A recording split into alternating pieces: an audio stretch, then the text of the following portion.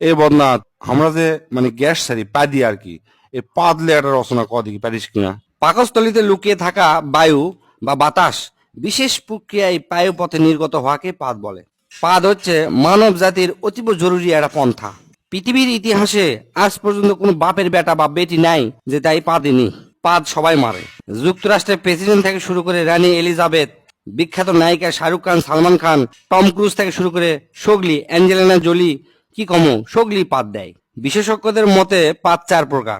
এক নম্বর হচ্ছে ঠাসপাদ, আর হচ্ছে ফুসপাদ, আর হচ্ছে কুইয়াপাদ, আর ঝোলপাদ।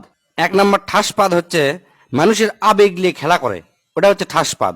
এল্লাপাদ সাধারণত হরেক রকমের মন মাতানো সুরের সাথে নিজেদের আগমন ঘটায়। শব্দ দূষণের অভিযোগ পাওয়া গেলেও এই পাদ বেশিরভাগই বিনোদন দেয়। জোরে জোরে পাদের শব্দ শুনে মানুষজন হাসাহাসি করে, ই অক দোষ দেয়, উই অক দোষ দেয়, সেই জন্য চরম একটা মজা হয়। দুই নম্বর হচ্ছে ফুসপাদ। এ পাদ নিজেকে মুক্ত করার জন্য পায়ু পতত আসে আকুপাকু করে, তারপর শব্দ ছাড়া ফুস করে বের হয়, একই হচ্ছে ফুসপাদ বলে। এল্লা পাদের কোনো সাধারণত অস্তিত্ব নাই, গন্ধ সঙ্গে এল্লা হচ্ছে অস্তিত্ব খুঁজে বের করা লাগে। এল্লা পাদও পরিবেশ দূষণ করে থাকে। তিন নম্বর হচ্ছে কুইয়া পাদ। এই পাদের অপর নাম হচ্ছে চোরাপাদ। মেলাক্ষণ সময় পায়খানা আটকে থাকার পর যে পাদ বের হয় ও কি কয় হচ্ছে যে কুইয়া পাদ। হিরোশিমার থেকেও বেশি ভয়ঙ্কর এই পাদ। মানুষের ভিড়ের মধ্যে যদি এই পাদ বের হয় আর যদি বুঝবার পারে কে মারছে, তাহলে মনে করেন যে ওই লোকের সেই খবর হয়ে যাবে। আর এই পাদ যদি কড়াইত ভাজা হয় তাহলে মোটামুটি কেজি খানিক গু বাড়াবে। এক কথায় পায়খানার পরিবর্তে এই পাদ মারা হয়। মারলে মিচ্ছানা বেশিক্ষণ টিকে থাকা যায়। চার নাম্বার এবং শেষ হচ্ছে ঝোল পাদ। সাধারণত মানুষের ডায়রিয়া বা পাতলা পায়খানা হলে এই পাদ হয়। চলাফেরা করার সময় পাদ দেওয়া মিচ্ছানা ঝুঁকিপূর্ণ। মিচ্ছানা নয়, ভালোই ঝুঁকিপূর্ণ। রিক্স নিয়ে পুক করে পাদ মারবেন, মনে হবে যে পাদই মারমো, কিন্তু তা নয়, পাদের সাথে ঝোল বের হয়া প্যান ট্যান সব হলুদ হয়ে যাবে। এই পাদের শব্দ সাধারণত ফ্যার ফ্যার ভ্যার ভ্যার। এক কথায় মানব জীবনে পাদের গুরুত্ব অপরিসীম।